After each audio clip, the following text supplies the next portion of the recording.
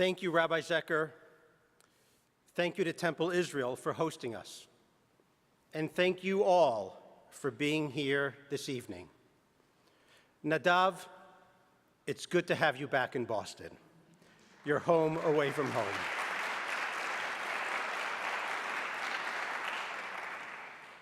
For those who don't know me, I'm Gil Preuss, and I'm the Executive Vice President at CJP. This evening, we will pay tribute to Shimon Peres, a pioneer, a dreamer, and a champion of the Jewish people who spent his life in the pursuit of peace. And while he succeeded in forging peace between Israel and two of its neighbors, Jordan and Egypt, his final goal, peace with the Palestinians, remained and remains elusive. Peres was once asked if he saw light at the end of the tunnel of the Israeli-Palestinian conflict. He answered that he saw the light, but the problem is that there is no tunnel.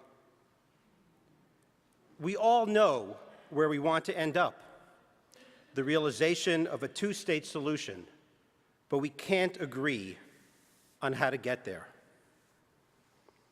This is a community that cares deeply about Israel.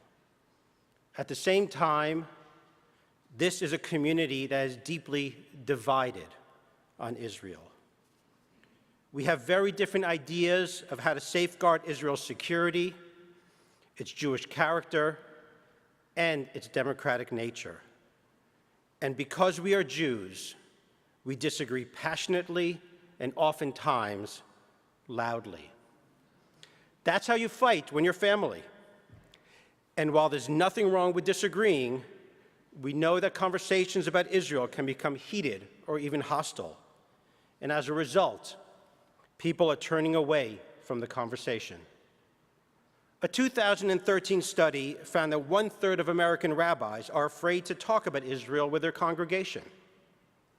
We did our own study here in Boston and found that 60% of our community leaders avoid talking about Israel, and 40% of them avoid running programs about Israel out of fear of controversy. We asked these same community leaders how they feel when they think about Israel, and the following responses came back in almost equal measure: hopeful, alienated, ashamed, proud, and defensive. The fact of the matter is that we are losing the ability to engage in thoughtful and respectful conversations about a subject that is so important to so many of us. CJP believes that we must be able to talk to one another. We believe that we must be able to listen to one another. And we believe that our community is so much stronger than its disagreements.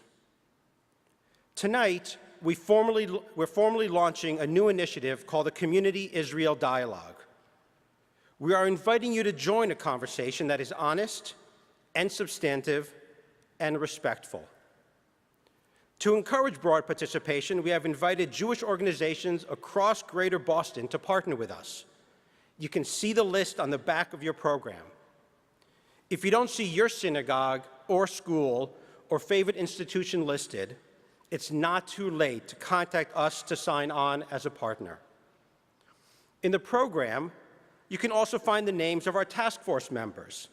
They are a diverse group of community leaders helping to oversee and guide this process. We have also turned to experts in Israel dialogue and facilitation to help design and implement this year-long initiative. Resetting the Table is a national organization that has successfully worked with Jewish communities around the country to foster meaningful dialogue across divides on Israel. So what are we trying to achieve? Let me first tell you what we are not trying to do. The Community Israel Dialogue is not about trying to reach consensus. And it is not about trying to get people to change their opinions.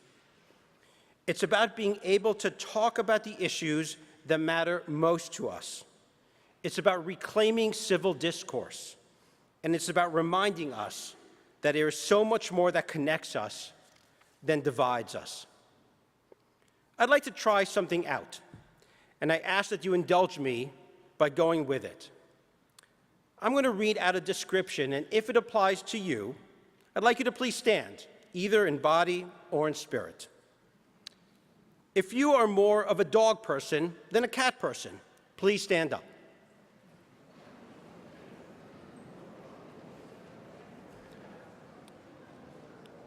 Thank you. You may now sit down.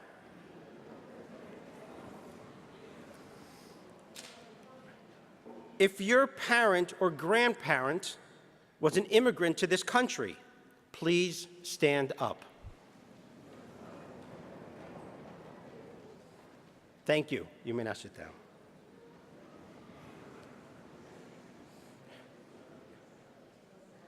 If you had family members who perished in the Holocaust, please stand up. Thank you. You'll notice that we have different people from all over the hall standing at different times. There are threads that connect us, binding us together as family, friends, colleagues, neighbors, and as a community. This is even true when it comes to Israel. Let's try this again.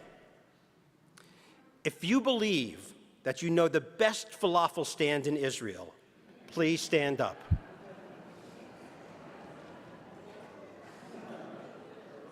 Thank you. You may now sit down.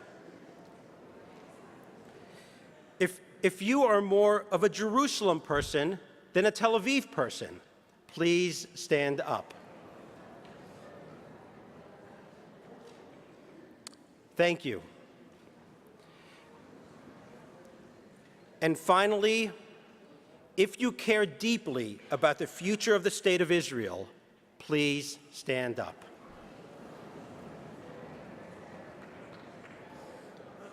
Thank you very much. You may all sit down now.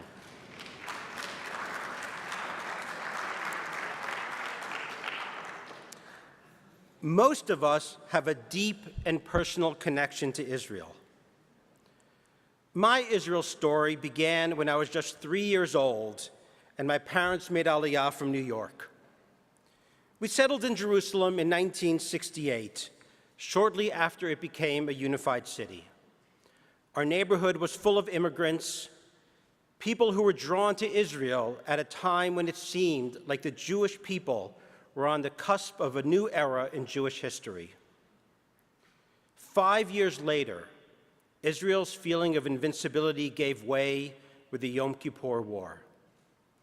I can still recall how strange it was to see the highways, which were normally empty on Yom Kippur, filled with buses transporting soldiers to their bases. I vividly recall the sirens that sent us running for the bomb shelters and the blackout that was imposed on the city.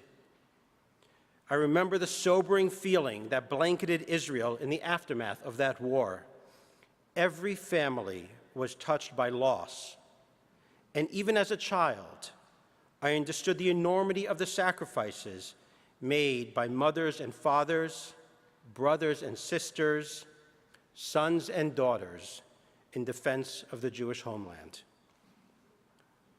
My family eventually moved back to the United States, but I returned to Israel for a gap year after high school. I spent 4 months on Kibbutz Keturah in southern Israel. One of my jobs was to stack 20-kilo bags of onions, one on top of the other.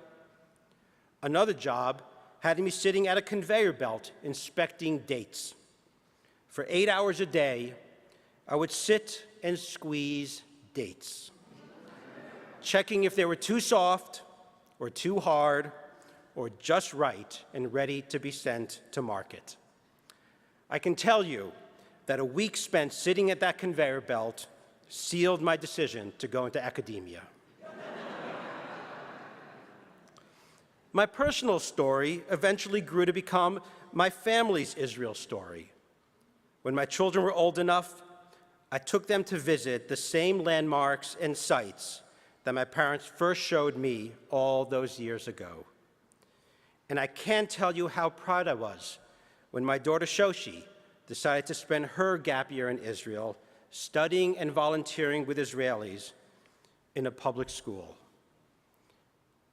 Everyone has their own Israel story, whether you have visited the country or not. Israel is part of our history, a part of our culture, and a part of our daily news feed. I'd like everyone to turn to someone that you don't know, someone beside, in front, or behind you, and take just 2 minutes to share your Israel story. Thank you. Well, we just had our first community conversation about Israel. And as far as I can tell, no one walked out. In the coming weeks and months, we're going to invite you to join more discussions and conversations about Israel. We will run workshops that give leaders in our community the skills and tools to enable Israel conversations in their own institutions. We will run town squares to bring us together to talk about the issues that divide us. And we will run community-wide events like the one this evening to hear different points of view and be inspired to engage in thoughtful conversations ourselves. Let me conclude by saying the following. Everywhere I go, people tell me how concerned they are by the rhetoric and cynicism that has taken hold in American politics. As a community, we must take a stand against these forces, but we cannot speak about the divides out there and ignore the divides in here.